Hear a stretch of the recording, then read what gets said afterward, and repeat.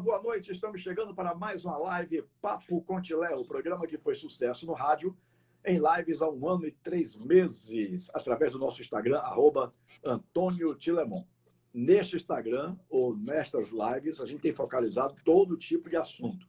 Diferentemente da época da Rádio Metrópole, onde os Kertes achavam que eu só devia falar de futebol, porque entendiam ele que a minha cara era a cara do futebol, pelos meus 45 anos de comunicação esportiva. Mas aqui nas lives nós estamos tratando de todo e qualquer tipo de assunto, medicina, religião, política, tá? E hoje eu tenho o prazer de trazer aqui para vocês o professor Joacy Góes, Joacy Fonseca de Góes, advogado, jornalista, empresário e político, foi deputado federal constituinte pela Bahia, né? Nascido em 25 de agosto de 1938 em Ipirá, hoje aos 83 anos de idade, tendo inclusive participado do PMDB de 81 a 90 e a partir de 90 do PSDB. É um prazer enorme, viu, professor Joacy Góes, conversar contigo, meu querido amigo. Boa noite. Boa noite, Tilemon. É um prazer conversar com você e participar do seu programa. A honra é toda nossa, doutor Joacy.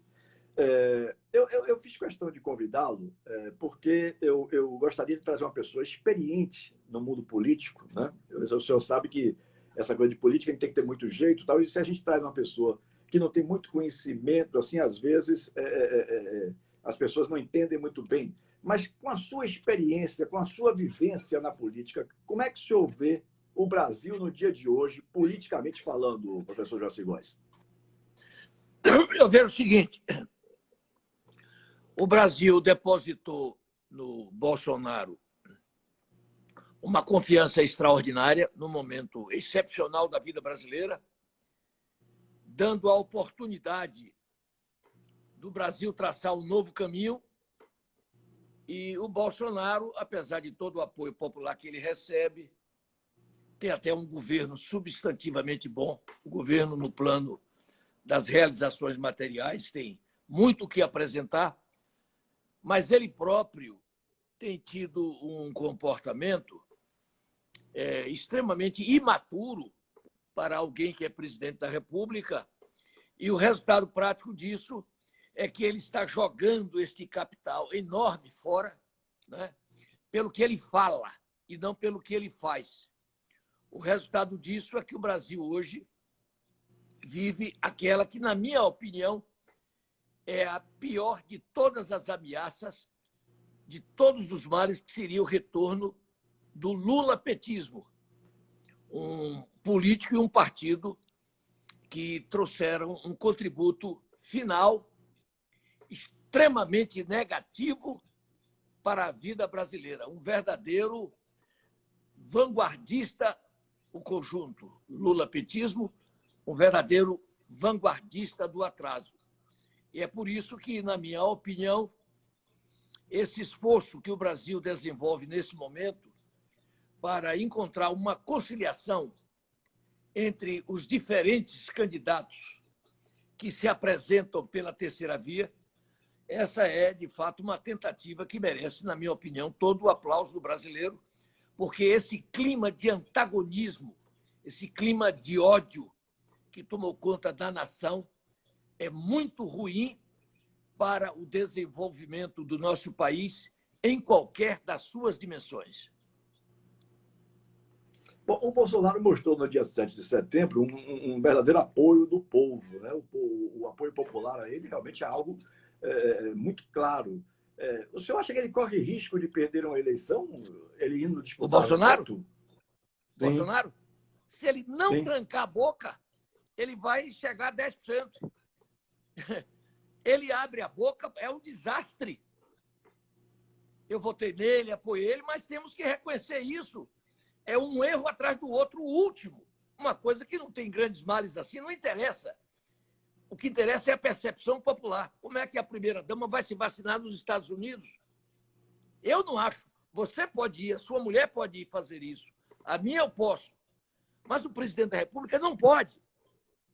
Entendeu? Porque tudo que ele faz tem um significado especial. O presidente da República não é um cidadão comum. Ele é um cidadão tão importante que, se ele ficar calado num esforço desesperado de ser o mais discreto dos homens, nada impede que ele seja o mais conhecido de todos os brasileiros. O que eu quero dizer é o seguinte: se ele hoje, basta que ele tenha mais discrição, que ele tenha cuidado, coloque um porta-voz, deixe o povo tomar conhecimento do governo que ele está fazendo. Ele vai dar aí, a partir de novembro, um aumento de 55% do Bolsa Família. Se ele moderasse mais nos seus pronunciamentos, guardar mais responsabilidade no que ele diz, ele ganha a eleição. Mas se ele continuar cometendo os erros primários que ele vem cometendo, você vê no dia 7 de setembro, se ele tivesse feito em São Paulo o discurso que fez em Brasília, tudo bem. Mas não pode chamar o ministro da praça de canalha e depois ter que voltar atrás. Você está entendendo? Uhum. O problema é esse, só.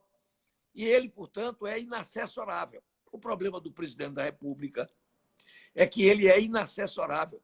Ele tem a melhor equipe de assessores do Brasil, mas ele não escuta ninguém. Fazer o quê? Então, ele é o cara, se Lula for reeleito, o que será uma tragédia para o país, ele está estigmatizado para o resto da vida. Ele vai ter que se mudar do país porque ele vai ser o responsável. Agora, pode ganhar ainda a eleição, porque o governo dele não tem corrupção. Essa CPI é, de fato, uma palhaçada completa. Não conseguiram absolutamente enquadrá-lo em coisíssima alguma, né? Mas ele sofre de incontinência verbal e incontinência emocional. Uhum. O senhor acredita nessas pesquisas que estão sendo divulgadas, professor Joaci Góes? Eu acredito que, no momento, sim. No momento, sim. Eu, por exemplo, já me expus, já botei a cara a tapa, já escrevi dezenas de artigos, mas chega um ponto que você não entende. Eu fiz até um artigo intitulado A Autoinveja, que é uma tese de um psicanalista canadense nascido, Lopes Corbo, nascido na Venezuela, que defende a teoria que nós temos dentro de nós aliados e inimigos dentro de nós. Nós temos diferentes eus. E esses eus, eles brigam dentro de nós. Então, tem um lado dele do Bolsonaro, que é de uma criatividade impressionante, e tem um outro lado que é destrutivo. É como se ele fosse um atleta monumental de uma partida de futebol, que só ele faça gol. Então, atualmente, ele está fazendo mais gols contra do que a favor. Entendeu? Se ele parar para chutar só na direção do gol adversário, entendeu? E não atravessar a bola da marca do pênalti para o goleiro dele com um caionaço. O goleiro não pega, termina sendo gol. É isso. Uhum. Entendeu? Como é que a gente pode... E a minha disposição é que ele acorde. Que ele acorde para interromper esse fluxo de erros monumentais que ele vem cometendo. Uhum. O senhor, como muito experiente na política, por exemplo, a gente vê aquele apoio popular do dia 7 de setembro, e no dia 12 houve um movimento do ML com alguns políticos tradicionais e teve muito pouca gente. Como é que a gente pode entender? Parece que o total não chegou a 10 mil pessoas do pessoal do PT. Isso. E a dele, o pessoal quer dizer o contrário, aquilo ali foi milhões de pessoas. Uhum. E aí, ali como é que a gente pode aceitar ali em São Paulo, na esse Avenida Paulista, resultado de eu tenho pesquisa? experiência. Ali não tinha menos de 2 a 3 milhões de pessoas. Lá em Brasília, ali naquele espaço que eu conheço muito bem, sei calcular, não tinha menos do que 400 mil pessoas. Aqui na Barra foram mais de 50 mil. Então, no Brasil inteiro, foi um movimento espetacular. Bastaria que ele tivesse dito: olha, eu preciso do apoio de vocês para que o Supremo deixe eu governar. O Supremo não está me deixando governar. Isso é uma coisa. A outra coisa é dizer: eu só paro de agredir quando este canalha acabar de... Não é possível. Resultado: não tem o menor risco dele sofrer impeachment. Zero o risco dele sofrer impeachment. Porque o PT é o primeiro que não quer. O PT quer deixá-lo lá para ele, entendeu? Perder-se pela boca. Porque se entrar o Mourão, o Hamilton Mourão, vai pegar o governo bom que ele está fazendo, deixar o povo ver o que é que ele está fazendo, e o próprio Mourão ganha a eleição. Porque o Brasil está hoje dividido assim. Eu vou votar nessa desgraça? Uns pensam que, para mim, a desgraça maior é a de Lula. Essa é a desgraça maior de todas. Não tem nada igual. Mas para muita gente, Bolsonaro está pior. A cabeça do povo. Então, portanto, essa eleição daí, o custo da eleição depende só de Sua Excelência, o presidente da República, entendeu? Colocar modos na sua língua. É isso que ele tem que fazer. Agora, como é que a gente pode acreditar? Justamente pelo exemplo que a gente deu aí, o senhor concordou comigo. No dia 7, 2, 3 milhões de pessoas. No dia 12, quase ninguém nas ruas. Como é que a gente pode acreditar, o senhor com a sua experiência Não, política, porque acreditar Lula que não essa tem pesquisa é entusiasmado, verdadeira? ninguém é entusiasta com Lula. Não há entusiasmo com Lula. Todo mundo sabe que Lula é um assaltante, não há dúvida disso. E o Bolsonaro tem um grupo que mata e morre por ele. Mas poderá não ser suficiente para ganhar a eleição. Então, a opinião pública, a mídia toda em cima, você sabe o que é o peso de uma mídia como essa, batendo na cabeça das pessoas, um povo despreparado como esse. Mesmo assim, com o aumento que ele vai dar no Bolsa Família, as coisas se equilibrarão. E ele poderá avançar, se ele trancar a boquinha. O problema de Bolsonaro é a boca, é a língua, mais nada. Doutor Joaci, o senhor foi dono, foi proprietário da Tribuna da Bahia, né? Um jornal que fazia oposição em determinado momento ao governador Antônio Carlos Magalhães e tal, mas era aquele jornal que falava as coisas de forma verdadeira. O jornal criticava as coisas erradas. Como é que o senhor vê o comportamento da imprensa brasileira hoje? Não lhe parece que tem algo guiado, teleguiado para prejudicar o atual presidente? Mas isso é de uma ostensividade absurda, né? Mas veja, por outro lado, eu até compreendo, por exemplo, o caso da Globo, a Globo tá morrendo pelos erros que ela cometeu. O Bolsonaro bastaria dizer o seguinte: não, chega em outubro de 22, se a Globo apresentasse com os papéis para a renovação, tudo bem. Esquecer a Globo, entendeu, Tilemon? Esquecer o Estado de São Paulo, esquecer a Folha, esquecer a Veja e só cuidar de trabalhar. Porque eu faço aí no seu programa 10 perguntas sobre coisas importantes que estão acontecendo no Brasil e a população não toma conhecimento porque o presidente não deixa. Ele ocupa todo o espaço com coisas secundárias. Entendeu? Esse é que é o problema. Eu nunca vi nada igual do gênero. Você vê esse Tarcísio, por exemplo, bastaria o governo se dedicar a mostrar as obras do Tarcísio, as obras da Cristina na agricultura, entendeu? O próprio Paulo Guedes, o trabalho que ele está executando, tanta coisa importante para ser dito aí. Mas essas são coisas secundárias, coisas pequenas. O presidente não tinha que se meter com essa briga de medicina. Ele não é médico. Deixava isso para os médicos, entendeu? E aí agora essa demagogia idiota quer dizer que ele é o responsável por todas as mortes da Covid no Brasil. A gente sabe que isso é uma estupidez. Só que esse tipo de tanto bater, a opinião pública termina cedendo. Esse é que é o problema. Entendeu? E o ambiente está muito pesado no Brasil. É preciso o presidente moderar-se. Se ele não se moderar, ele vai perder a eleição. O senhor foi deputado federal constituinte numa época de grandes nomes na política brasileira, né? O professor Ulisses Guimarães. Eu estou dizendo, o senhor foi um deputado federal constituinte numa época em que havia grandes nomes na política brasileira. Sim, pelo amor de Deus, a qualidade da política, à época, nós fizemos lá, com alguns políticos sérios, uma avaliação. Quantos picaretas haveria no Congresso? Não havia os 350 que Lula disse que havia. Entendeu? Mas havia 10%. A avaliação que nós fazíamos era de 10%. Hoje, os picaretas passam de 70%. Houve uma queda brutal na qualidade. Né? Aliás, as instituições estão... Você vê a qualidade do Supremo que nós temos hoje. Você tem bons ministros. O Supremo é uma instituição fundamental para a vida de um país. Mas tem ministros ali que não poderiam estar ali nem do ponto de vista do notável saber jurídico e muito Pior ainda, por não terem reputação ilibada. Percebeu? Mas você, se está sendo vítima do Supremo, o presidente tem os caminhos. Quando o Ramagem, da Polícia Federal, ele foi nomear, e o ministro Alexandre Alexandre de Moraes resolveu impedir, o que ele teria que ter feito era ter recorrido ao Pleno do Supremo. Ele não recorreu. Sai falando mal. Não é assim que se resolve. Resultado, ele, do ponto de vista institucional, ele é o presidente mais fraco que eu tenho memória no Brasil.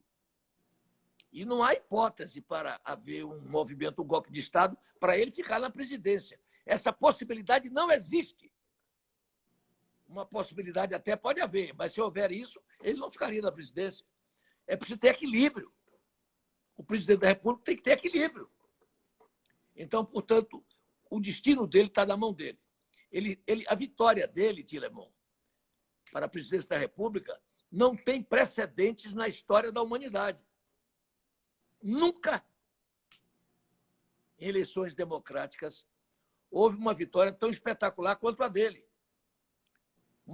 Sem gastar dinheiro, sem gastar nada, contra as forças mais poderosas e com uma sintonia popular que todos nós vimos. Mas quando chegou na presidência, parece que houve um deslumbramento.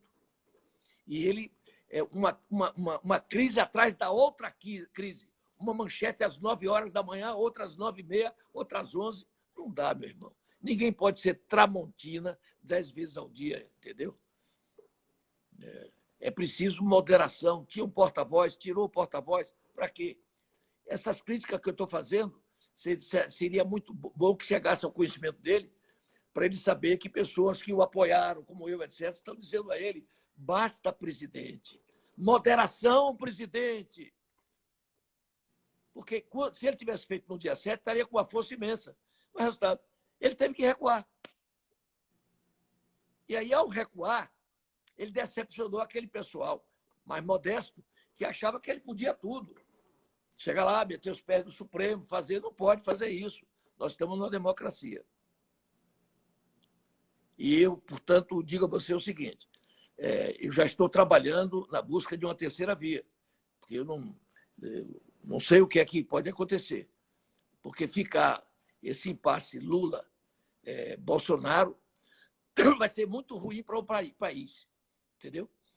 Aquele que foi eleito vai ser odiado pelos perdedores. Isso é ruim para o país. O senhor acha que, de fato, está havendo ingerência do STF no governo? Como? O senhor acha que está havendo, de fato, ingerência do Supremo Tribunal Federal no governo brasileiro? Mas é claro, pelo amor de Deus. Isso é claríssimo. Isso é claríssimo que está vendo. E ele teria meios de vencer isso, não chamando o ministro de canalha, mas recorrendo ao próprio Supremo. E ele, se tivesse moderação, o pedido dele de impeachment do Alexandre de Moraes poderia ter tido curso. Mas do modo como ele estava ali, enfraquecido com aquelas diatribes, chamar o outro de imbecil, o outro ministro, Luiz Roberto Barroso, como é que pode? Não é possível. Entendeu? Não é possível.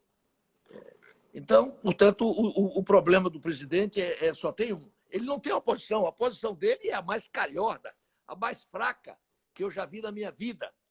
Ele é que faz oposição a ele mesmo. O senhor acha que é possível, de fato, doutor Joacir Góes, é possível, de fato, há um ano das eleições, se arrumar um nome para a terceira via?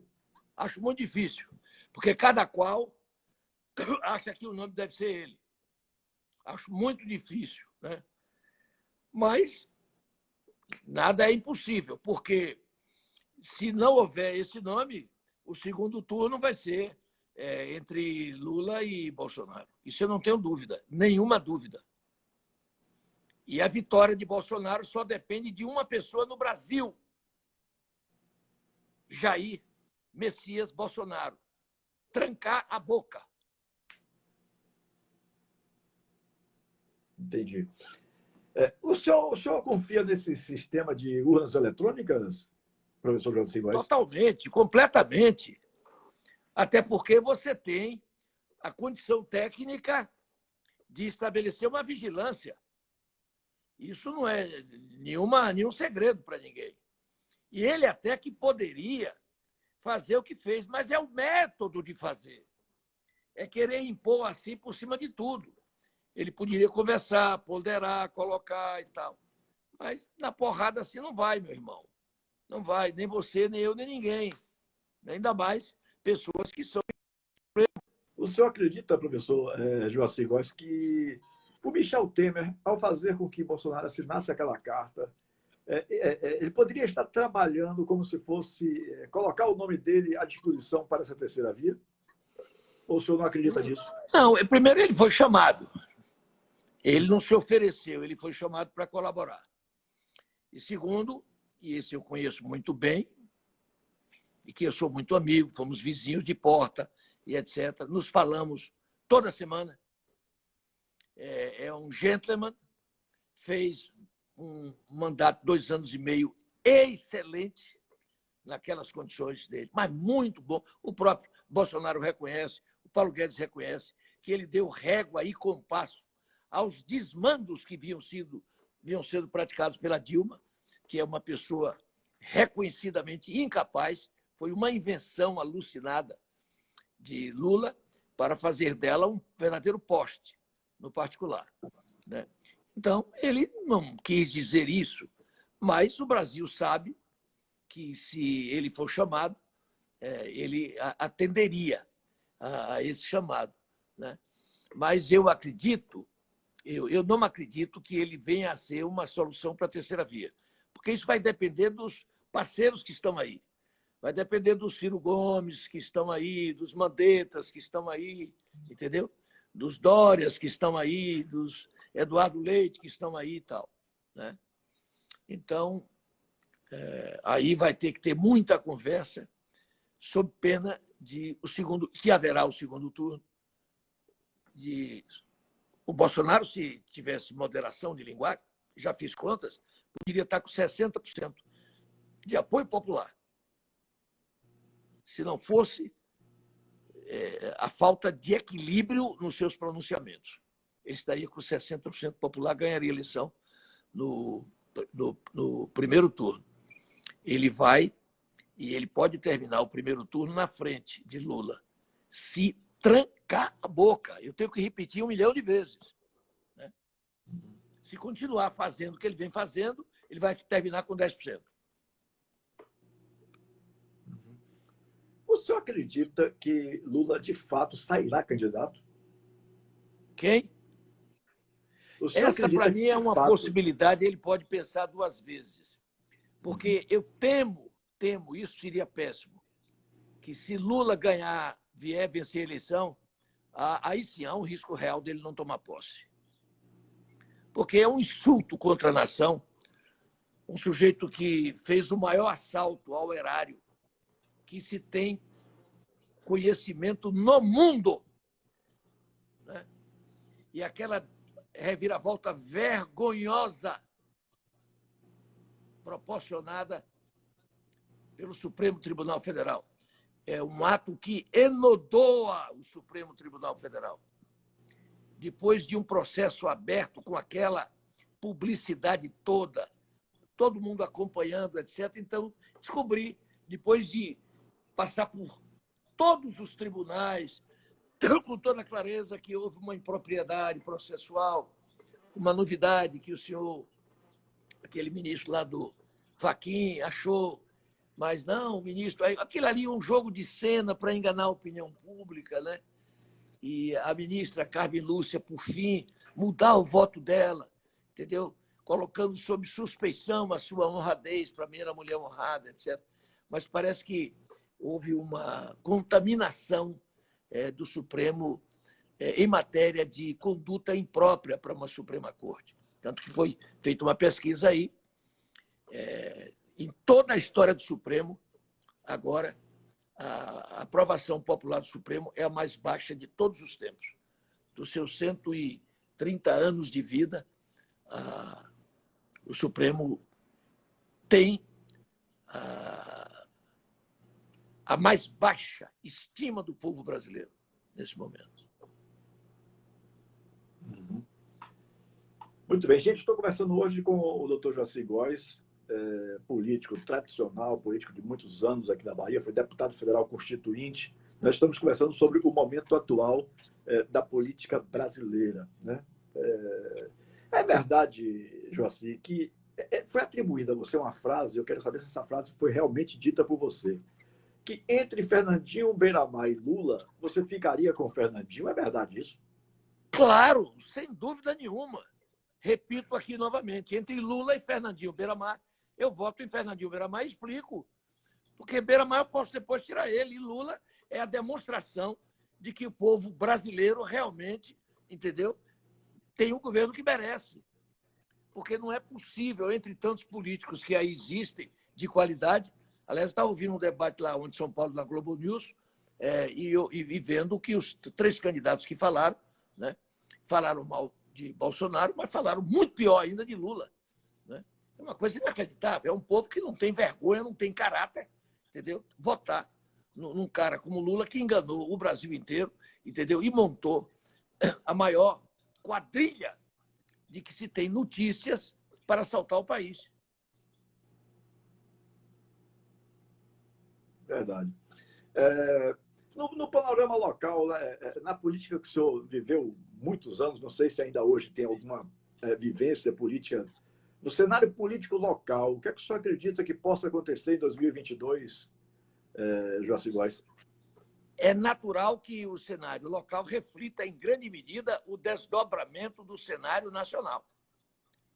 Mas uma coisa aqui na Bahia, do mesmo modo que o PT ganhou 4 eleições e ganhou no primeiro turno, acredito que desta feita o PT não ganhará a eleição. Não ganhará, inclusive, porque a situação da Bahia é calamitosa. O estado da Bahia é de calamidade pública. Entendeu? Perdendo competitividade em todas as faixas, a violência aí galopante e o pior de todos os problemas da Bahia, que é o cenário onde tem a pior educação, do fundamental ao universitário. Você tem a Universidade Federal da Bahia numa crise tremenda, caindo pelas tabelas, e você tem a educação secundária na Bahia, que é a cargo do Estado, a mais atrasada do Brasil. E na sociedade do conhecimento em que nós vivemos, sociedade, povo que não tem educação, não tem futuro. Então, esse quadro de violência que aí está hoje, né, assombrando todos nós, a tendência é a avançar. As desigualdades, que são muito grandes na Bahia de hoje, elas vão se aprofundar muito. A Bahia está... nós estamos vivendo cada vez mais sitiados na Bahia. Agora, além disso aí, você tem os desdobramentos na área federal. Você tem 3 candidaturas, uma do PT, que vai ter, de qualquer sorte, a eleição da Bahia deverá se resolver no segundo turno. Você tem o candidato Assemineto, que é um candidato forte, e você tem um candidato que vier a ser apoiado pelo Bolsonaro, porque a Bahia é o estado brasileiro que tem o maior número de beneficiários do Bolsa Família. É a Bahia.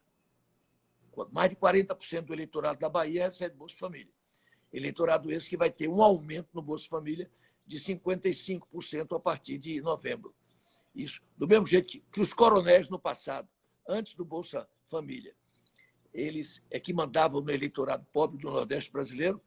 Depois do Bolsa Família, quem passou a mandar foi o governo federal, que disponibilizava-se do Bolsa Família. E agora é o Bolsonaro, né, que vai ter esse aumento de 55%. Portanto, a eleição da Bahia, se houver uma aliança entre o candidato do Bolsonaro e o Neto, aí eles ganham no primeiro turno. Mas como se houver uma aliança de João Leão, o vice-governador, que, na minha opinião, hoje é o cara mais preparado para governar a Bahia, na minha opinião. Se o João Leão, hoje, se aliançar com o candidato do com o bolsonarismo, ele vai ganhar a eleição também. Essa é a minha avaliação. Portanto, Mas o senhor é acha, por possível que exemplo, é possível que o Lula reflita duas vezes e termine não sendo candidato. É possível. É possível que o próprio Jacques Wagner reflita e prefira cumprir os 4 anos de mandato que ele ainda tem para o Senado. Tudo isso é possível. Né? Porque eu não acredito de maneira nenhuma, independentemente do resultado que venha a ter a eleição federal, que o PT ganhe o governo da Bahia. o senhor continua participando ativamente da política baiana ou está meio afastado, Joacir? Não, eu apenas converso muito com as pessoas. Converso muito com as pessoas. Elas vêm aqui à minha casa, telefonam e nós conversamos muito. Mas não tem participação mais ativa, né? Assim, não Mas pensa em voltar a se como nunca, estou candidatar, nada muito bem disso, né? informado sobre as coisas aqui da Bahia. Muito bem informado. Mas disputar cargo atualmente, o senhor não pensa mais? Não, nem ouvi falar. Meu cargo agora, o que eu estou fazendo é escrever. Estou escrevendo esse ano. Que vem eu lanço, já estão praticamente prontos, mas tá, eu lanço 3 livros que eu acho que são importantes desse ano que vem, né? Um em março, outro em julho e o outro em novembro. Eu vou lançar os 3 livros, já tenho data marcada.